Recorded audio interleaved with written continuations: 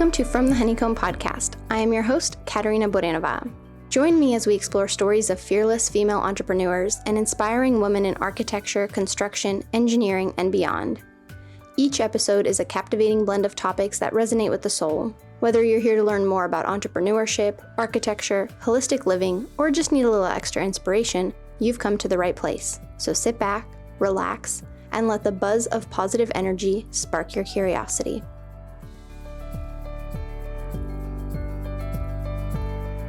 Today, I'm excited to welcome Katy Bandy back to the podcast.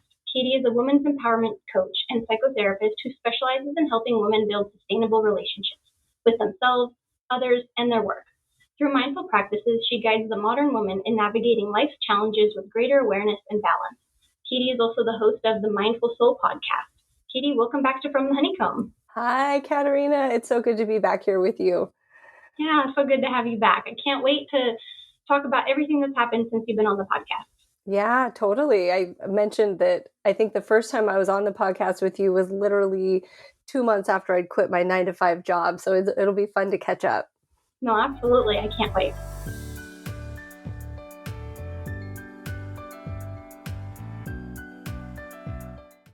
And as you know, we begin every episode by sharing something that we are grateful for in the present moment. So what are you grateful for? You know, last week I just returned from a 3-week vacation that I was so blessed to take. I turned 40 years old this year. And so I decided go big or go home. And I took a really fun trip to Europe with some of my closest friends. And yeah, this whole year has been sort of milestone-ish years for me. And so I've just been savoring a lot. Oh, wow. What countries did you go to? We hopped around a little bit, actually. We briefly were in Poland, where we met up with our friend. His family was from there. And then we spent a week in southern Italy, in Puglia. And we spent about a week in Ibiza in Spain and a few days in Barcelona before we headed home. It was amazing. Gosh. What a dream trip. One of the big reasons why I wanted to leave my 9-to-5 and be self-employed was for time and location freedom. And so this has just been kind of like, yes, yay, I can do this. Yeah, no, that's one of the things I love also about having my own company is the freedom of time. Like I just went on a backpacking trip, my first one ever this past weekend, and I got to take Thursday, Friday off. And I was the only one in the group who was like, didn't have to ask anybody for time off. Like exactly. I have unlimited if I wanted the best, to. Yeah. It is. It really is. And it just, you feel kind of different. You feel like you also deserve the vacation a little bit more because you are the boss. You wear all the hats, which we can talk about too in the episode. But there is something about when I take time off, I'm like, this is just so rejuvenating. Yeah, totally. Totally agree. Hi, it's me, Katerina. Before we jump into today's episode, I want to share with you something that can change the trajectory of your life. If you are ready to start your own architecture firm but are feeling overwhelmed by where to begin, I understand, because I felt the same way when I first embarked on my entrepreneurial journey. This is why I have created the ebook, The Mindful Blueprint for Launching Your Architecture Firm. This comprehensive workbook contains everything I wish I had known before starting my own firm. From building a solid business plan to creating your brand, the Mindful Blueprint for Launching Your Architecture Firm offers a step-by-step guide tailored to your timeline, whether you're launching your firm today, next month, or in a few years. Dive into essential topics like financial planning, organization strategies, and how to secure your first client, all in one convenient resource. That's right, you don't have to spend hours researching. I have done that for you so you can focus on building your business. And that's not all. With your purchase, you'll also receive an exclusive meditation for business owners, mindfulness tips, a crystal guide for support, and gratitude exercises to help you stay focused and positive throughout your journey. Turn your dream of having your own firm into a reality with the Mindful Blueprint for Launching Your Architecture Firm. Click on the link in the show notes to get your copy today. Now, let's dive into the episode. So if listeners are interested in about working with you and kind of the work that you do, the coaching programs, I'll provide a link in the show notes for your previous episode. But if there's anything you want to share now, kind of like a little bit about what it is that you do, kind of in a short summary. Yeah, totally. I'll try to make it short because I do a few different things now. Yeah, okay, then And an update. yeah, so one thing I thought when I started building my online coaching practice was that that was going to be my main gig. And at Mhm. one point, I was thinking about completely leaving therapy behind, doing therapy work.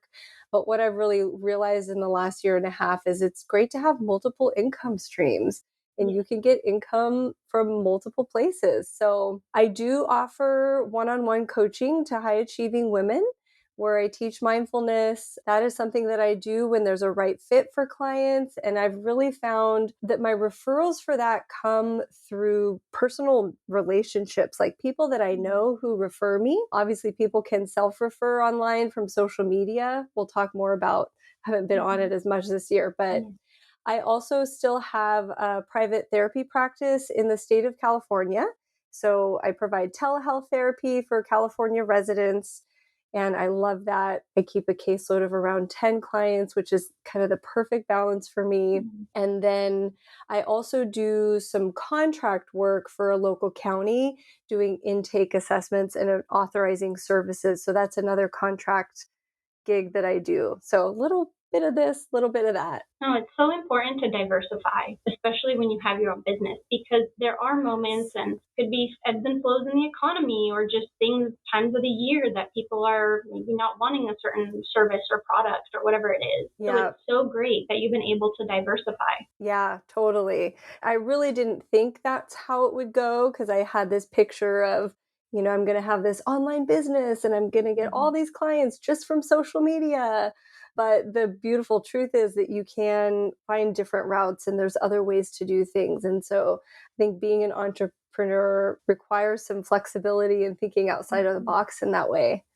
No, absolutely. I think that you've really hit the nail on the head with that. As an entrepreneur, you have to think out of the box because I think that's the only way that you can also be sustainable as well. Because now, as an entrepreneur, you're not thinking about, what the next month's income may come from, but you are having to start to project what is the next quarter? What is the rest of the year looking like? What's next year? Like you kind of Right. have to forecast a little bit in advance. So again, like diversifying, it's just so incredible that you've done that.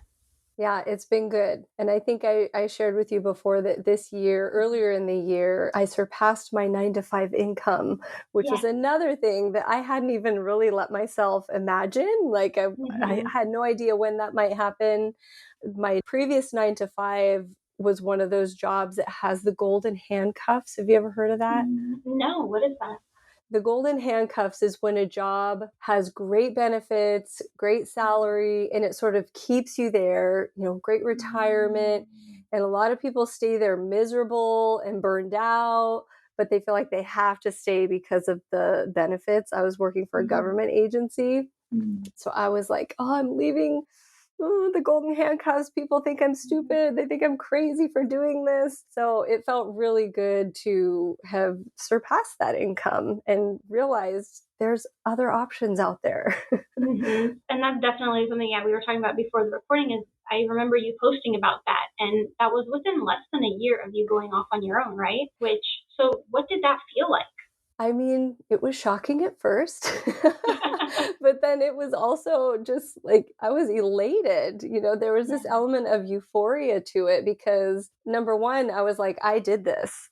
I Mhm. knew I wanted out. I knew I wanted something different. I took risks. I worked hard. And so that feeling of satisfaction that it was something that I had created over time was really amazing.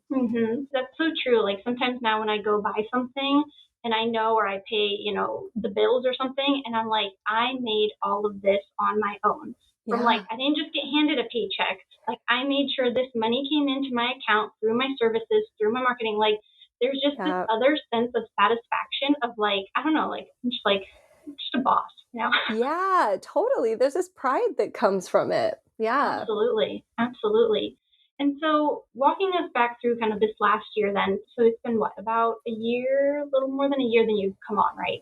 Year and a half, I think about. Yeah. Year and a half. All right. Well, can you share with us some of the, I like to do like, I've been doing this in my newsletters, like the pains and gains of having a business.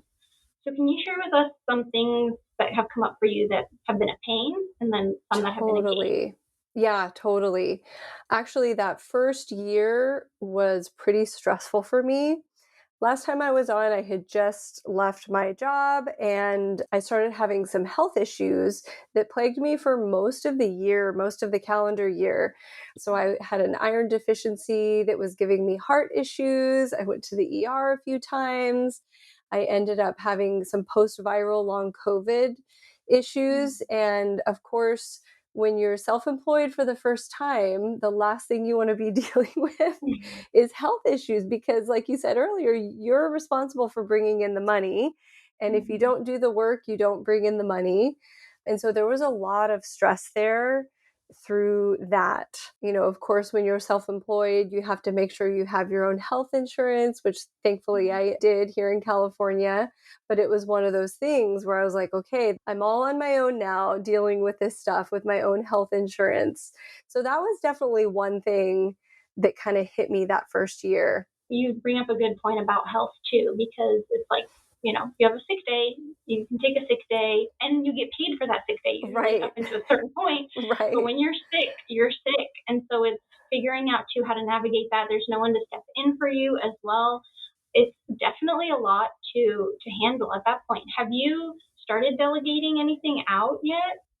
Not yet. So, during that first year is when I was still of this mindset that I wanted my main income to be from social media marketing. That's changed now, and that's why I've kind of diversified my income. But, during that time, like you were saying, this pressure, if you're going to be a social media marketer and that's going to be your Mhm. primary thing, it's about a lot of content creation, being online every day, showing up, giving value, quote unquote, as they Mhm. say, right? It's Yep. it's a lot of work. And Mhm. so I just kind of felt like I was going through the motions that first year. Felt a little disillusioned through it all, but I was just putting one foot in front of the other during that. So towards the end of the year, that shifted for me. I think you perfectly described exactly what I'm feeling right now because we also talked about that is I've kind of taken a break from social media and I'm struggling, like you mentioned, to get back on. Social media is a place I really don't make a lot of money. I have my ebook, just to make start your company, but yes, I can make money from that, but not all those sales came from me going online. And so I kind of had being online be a fun space, but Yes. you have to show up consistently. And then there's the Yes. algorithm. And it's like, do you pay for ads now? Yep. Should I get a social media manager? I'm like, I don't want a social media man. Like No. it's too much because I looked at it as, it's an investment. And am I going to invest money into something that's not giving me a return? Exactly. That's exactly what my thought has been around this. I think when it comes to an online business and social media marketing, there was a bubble that existed for about 10 years. And I'm not saying people don't still make a lot of money online and social media selling digital products or services or whatever. But I do think, well, and I've read a lot about this too, that bubble has sort of burst. It's harder to earn people's trust online these days. The market is really saturated online. And so, Mhm. similar to you, I sort of realized towards the end of last year, after trying lots of things for like 3 years, because I was doing this before I left my job, the return on time investment just wasn't working, wasn't happening. I agree with everything you just said because it is the return on investment. And I've also, like this last year, I hired a business coach and we looked a lot about like social media marketing. And that's, I really had her come help me launch my ebook because I'm like, I've never marketed anything. I'm like, I've never taken a marketing class. Like, and Yeah. it's a different way you market your business in person Yeah. with social like not social network like networking at events or meeting with people. The online presence is very different. I also haven't combined my architecture firm business to my podcasting. Like my From the Honeycomb podcast Instagram account is my fun, here's how you start a business. Then my KBA, my architecture firm, that's like very professional.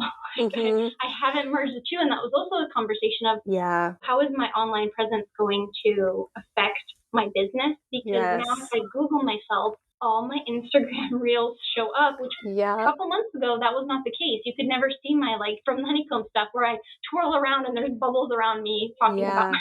myself. Yeah. And I've started to think like, okay, are the clients I'm trying to attract in my architecture business, what happens when they see my social media content as well? And Mm-hmm. I've kind of also been balancing that. That's kind of what I'm working through this year right now. I totally feel you because I'm still a licensed therapist and I work as a licensed therapist, and that's a regulated job, right? And so I do have to be really aware of how I present myself on social media. Clients might find that there's a lot of implications there, which I get that. And it's frustrating for the part of me that wants to be a coach, that wants to show up a little more relaxed and personal and maybe give some personal political opinions, or you know what I mean? Like just a little more Yeah. relaxed, fun Mhm. energy that Mhm. tends to do better for a coaching business online. And so sometimes I feel like those don't, it's just a struggle. I know exactly what you're saying. And too, like that's one of the things you mentioned too is about the political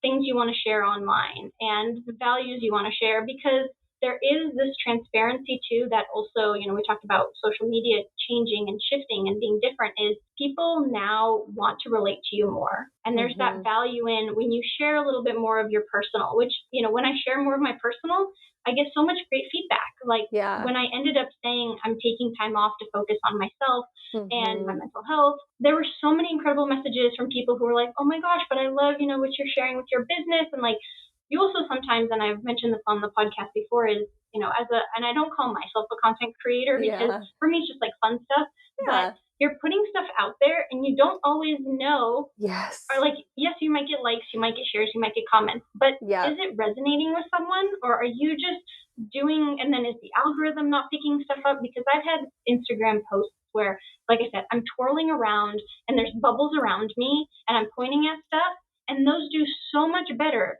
than actual valuable content that I think is Yeah. actually worth looking at Yeah. and I spent a lot more time working on. Yeah. So it's this like, it's tough. Yeah, it is tough. And I think what I've realized for my coaching business is that social media isn't going to be the main place that I get clients through.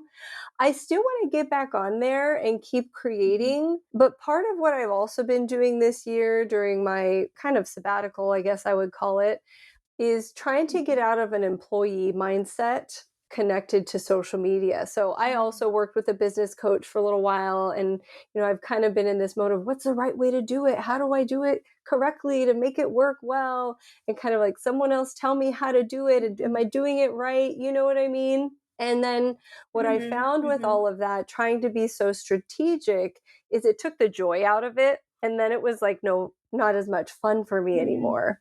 So when I do eventually come back to using it, Mhm. at least as a place to get to know me a little more and still share value and all of that, I want to do it like I am the CEO. This is my space. I'm going to share what I want, how I want, and be less concerned about algorithm or strategy or, all of that stuff that kind of takes the fun out of it, and have it just be a place that's Mhm. I can still hang and be there. I don't know. Does that make sense?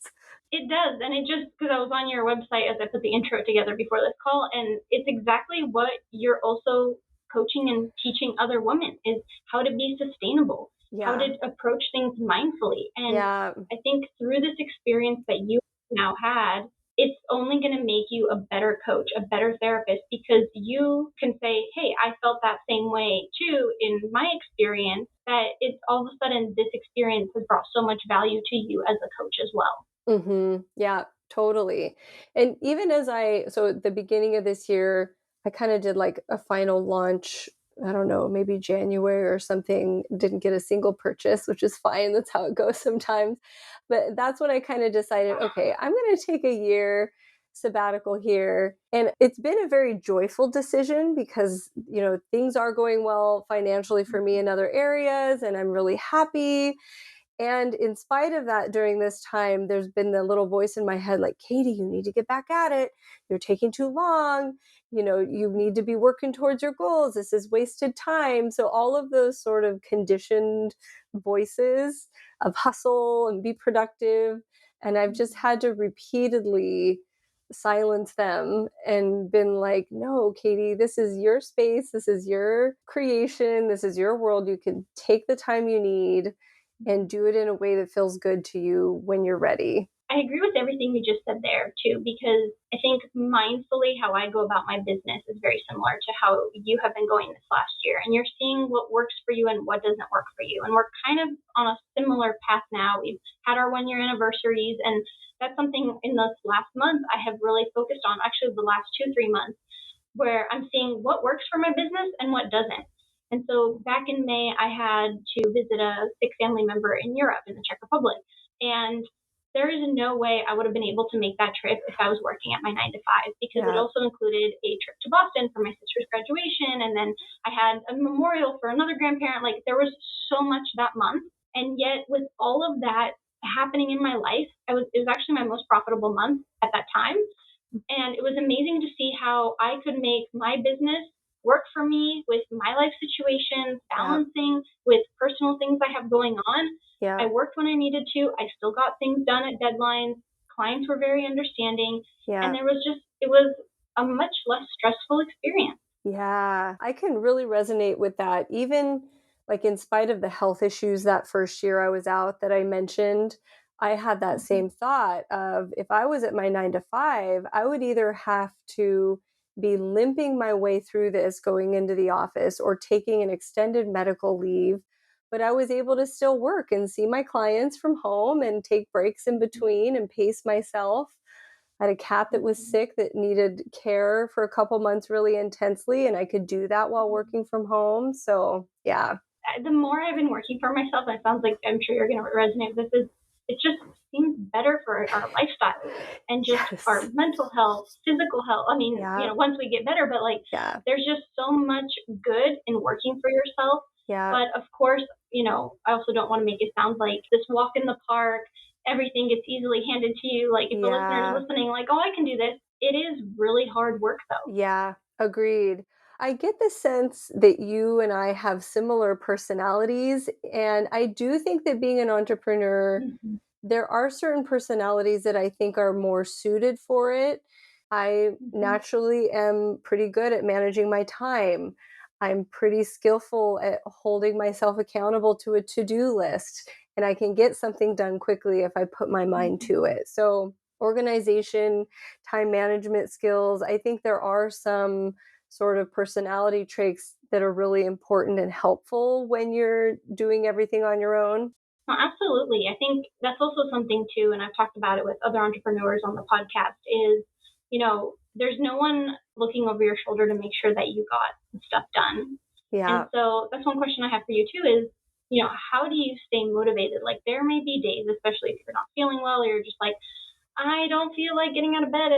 Like it doesn't matter if you show up to work at 9, 9:15, 7, 11, Yeah. like whatever works for you. Yeah. But how do you stay motivated during those times where it is hard to work? I think for me, the core work that I do, so meeting with clients, I love my clients and I love meeting with them. And I Mhm. genuinely enjoy the connections I build and the work that we do together. So even on days where I'm not feeling 100 or whatever, that is something that always is like, I'm still kind of like looking forward to meeting my clients. You know what I mean? And so I think in those cases, Yes. what I do is kind of triage a little bit. If I need to say, you know what, these are some tasks I'm going to let go. I'll get them done next week or tomorrow. I'm going to prioritize my client care at least, and because Mhm. that my clients' outcomes is something that's really motivating to me. I agree. I agree. Yeah, we are very similar. I was gonna say that's what also fuels me is because sometimes I'll be at home and I'll be working on drawings, and it'll be like 2, 3 days where it's just me and the computer reviewing plans, reviewing drawings. But the moment I'm with a client, it's like, oh, that's right. This is why I do what I do, and Yes. it's just so rewarding. And I think sometimes it's that human contact too. Which I was wondering, do you only work from home, or do you ever like if you miss kind of having people around you there? Do you go to a cafe? Do you do like one of those WeWork places, or are you mostly at home? And are you good? Some people are homebodies. Like, what kind Yeah. of works for you? I'm mostly at home, and especially because the therapy work I do and even the contract work I do requires a confidential Mhm. space, but I love it. I do not miss the office environment. I'm very social on the weekends, and so I get a lot of social activity from like Mhm. Friday through Sunday. And then I really enjoy having Monday through Friday to be my time at home, doing my work with my pets and my plants and my hobbies. So I've told myself I will do everything in my power to never be employed again and work a 9 to 5 again. Amen. Amen. I mean, I tell that to myself too. Sometimes I'm like, yeah, I know if all of this fails, what's the worst thing that could happen? And I'm like, well, it could mean I'm working for someone else. And I'm like, okay, well, we cannot let that happen. Yeah, that's another motivating factor. Yeah, it is. It is. And so one thing I want to ask is so you kind of touched on it a little bit on how you get clients. So it sounds like it's a lot from previous clients, personal, but what are some marketing tactics that you have used that have worked for you? Obviously, it sounds like social media hasn't been the exact, route, but what has worked for you that you find is really successful? Yeah, so I think it's different for my therapy practice versus coaching. So on my therapy practice, of course, Mhm. I have, like a page on Psychology Today and some of those search engines where people can find me. I've also do Mhm. networking with previous colleagues. I've built good relationships over time. And I think the key here I want to make is the value of relationships. So I have colleagues that I've known for 15 years in my career, and I've kept good relationships with them. They've connected me to other opportunities. They've sent referrals to me for my therapy practice. And the same thing in the coaching, what I've really learned. So, I have an email list and I'm going to continue on social media and continue with that. I might continue my podcast too at some point. I think that is a way for people to get to know you a little bit more. But really, even for my Mhm. coaching clients, the referrals, the people who have bought from me are direct referrals from friends of mine or, again, relationships that I've built. And that's where the trust piece comes in, where people who know me, who have known me over time, who know my values and my personality and the quality of my work, they're happy to refer me, and they're my best form of advertising, basically. And on social media, that's tricky because people don't know you. And so it takes a Mhm. lot longer to feel like you really know someone and you really Mhm. trust them and you want to spend your hard earned cash on their services? No, absolutely. And what you do is so intimate. It's not like I mean, I know even in architecture, I feel like it's intimate. I'm building a home, but there Yeah, are certain services that, you can hire someone off of, the internet and things, but because of what you do, it is so intimate. People are sharing things with you that they probably don't share with anybody else. hmm, And so that's just another level of trust. So it's great that you've been able to build this network and have these referrals. yeah. And those are things that just take time. I think I shared I turned 40 this year, and this year really has felt like such a pivotal mile marker in my career and then in my age. And so I've been doing a lot of reflecting, and your career is something that grows and builds over time. So you do have to look at it as this sort of like garden, right? This long-term garden that you grow and you tend to. Mhm. It's not something that just happens overnight. And it might look like, oh, Katy quit her job overnight and is, thriving in self-employment, but there's a lot of roots behind that and a lot of time and experience that's under the surface. No, that's perfectly described an entrepreneur, and like it is not this overnight success. And I think that's something, kind of touching back on social media, that's what it appears that a lot of people do is like from one minute to the next. And I know there's those like instant, overnight sensation, like you go viral or whatever. But there is so much work. And I think one thing too to remember is about social media is you're only seeing it like a snippet of someone's 24-hour day. Yeah, And that's something I also keep in mind when I consume social media, as well as when I kind of get this like, well, how are they doing this? And then also some people aren't sharing that they have a whole team behind them. That's the other thing, which exactly. I Yeah. also want to touch base on. Yeah, Yeah. which I want to touch base with you about is how do you balance, all of the hats of being a business owner? So obviously there's your coaching program, you're a therapist, but what about the admin stuff? The figuring out, how are you going to get yourself paid, all the insurances, things like Yeah. that. How have you found navigating that world? Yeah. That has all been me. So I have yet to outsource or hire like an OA or, Mhm. administrative assistant or anything like that. A lot of the initial groundwork of that I figured out while I was still employed. So I had a buffer and the QuickBooks and Mhm. all of that stuff, building a Mhm. website, all of that. So I took my time with figuring that out myself while I was employed. And I'm still, I mean, it's less now that things are set up, but I still do all the admin stuff myself and I keep it to as minimum as possible. It's part of why my podcast's Mhm. on a delay this year and I'm slowing down on social media this year because I just don't want to be prioritizing that. And I don't yet want to invest my money into that, right? So that's a decision that I want to think about. Mhm. When do I feel like I'm making enough money that I want to take a chunk of that to outsource my time? And I think that's a decision Mhm. that each person has to make in their own unique circumstance. No, absolutely. That's like I call that like putting on like my finance department hat. So like Yep. whenever I have decisions I want to make where I'm like, oh my gosh, I really want this new product, or why don't I get this software?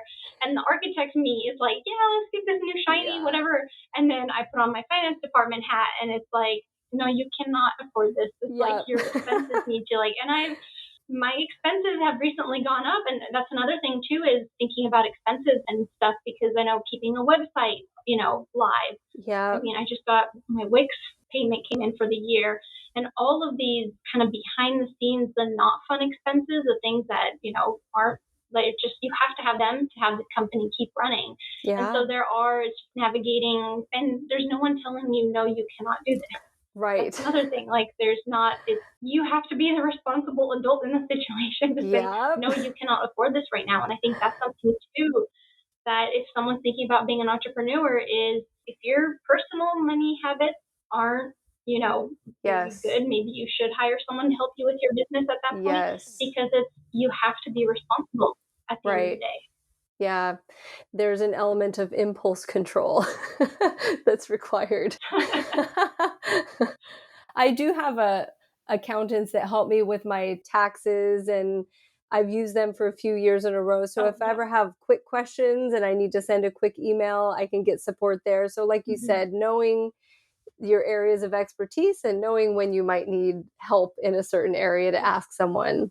Yes, I like to say that, I think entrepreneurship, some people think it's really lonely, but I think it also takes a village because Yeah. it's your accountant, exactly. Like I had to have an accountant who could help me set up. I had to go to the bank to, set up my bank accounts. And I had a similar, Yeah. we were really similar. I had enough time before I started my own company to set up the bank account, set up the website. So there was, like you said, that buffer time.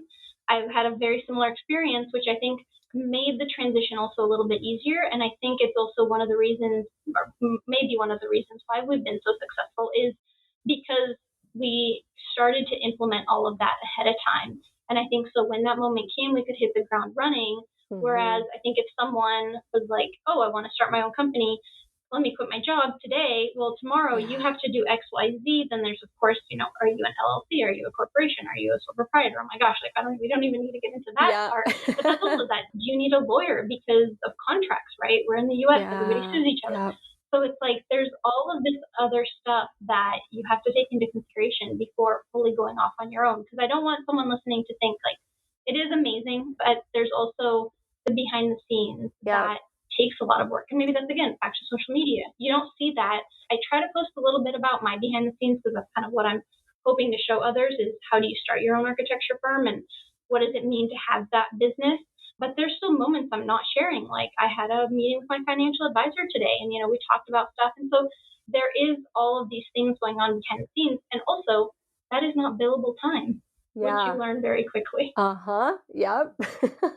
Totally. It's a Yeah. long game. And I think looking back at Mhm. my journey and when I originally got this idea, it was from some posts online, right? Of people sharing about online businesses. Mhm. But some of those online marketers that are selling to people, they'll make one post and say, this is how you boom, boom, boom. And then you're making 10K a Mhm. month. They oversimplify it so much that I think a lot of people fall into the trap of thinking like, oh, I'm just going to dive in and be successful within 3 months or whatever, And so I think you really do want to have that expectation of, listen, this takes time.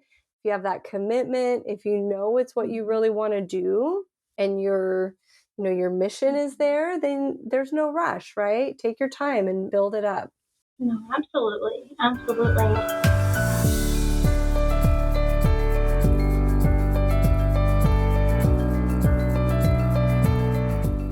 Katy, thank you for taking the time to come on again as well and share your entrepreneurship journey, because it has been so incredible to see you grow in this last year, and just hearing about it too now behind the scenes, because like sometimes we'll message or like I know I follow you and I'm checking in and I'm like, oh my gosh, how's she doing? But thank you for taking the time to really share with me and with the listeners kind of where you are now, because you should be really proud of yourself. You're headed on such a great path, and I can already tell like entrepreneurship suits you. And so it's really great to hear that things are going well. Oh, thank you so much, Katerina. And thank you for you too, because I think even this, like connecting here with you again and staying connected over time, I think this is a great example of how entrepreneurship doesn't have to be lonely, and you do build relationships with some people that you stay connected over time. And that's a really nice part about it. So I've really enjoyed being here again today. Yeah, definitely. You bring up a great point too. Is like I have felt less alone in my entrepreneurship journey than I did when I was in a 9 to 5. Yeah. Like I have this new sense of community that like entrepreneurs have each other's back in different sectors. Like you and I definitely don't have, we don't provide the same services at all. Yeah. But we have each other's back. We can kind of resonate with your ideas. Like there is something about entrepreneurship, and it's a teamwork. It's it's a solo work, but it's also a teamwork effort. Yeah, I totally agree. Well, good. Well, Katy, thank you so much again for coming on. And where can listeners find you, connect with you? Yeah, so I do have my Instagram account. It's Katy Bandy, KatyBandy. There's a link there that goes to my website, which is also just katybandy.com. Tried to keep it simple. And there's an email address on my website. People can send me an email at any time, a direct message at any time. I love when people reach out. I love doing free consultations with people. So yeah, those are the best places to find me. Perfect. I'll provide a link in the show notes. And I also just realized we have the same initials, KB. So, oh my gosh. You are like twins. You're right. I love it. You're literally, we live in California. Like, it's so funny. There's so much we are so similar on. You're Southern California. I'm Northern California. Yep. Representing California very well. I love it. Well, good. Well, thank you so much, Katy. Thank you for tuning in to this episode of From the Honeycomb podcast. If you enjoyed it, please take a moment to rate, review, and share it with your friends. To stay connected, follow me on Instagram at From the Honeycomb podcast, and you can support the podcast through the Patreon link in the show notes. And don't forget to subscribe to my monthly newsletter where I share exclusive behind-the-scene content and tips on running a mindful and successful architecture business. Thank you again for listening, and stay curious.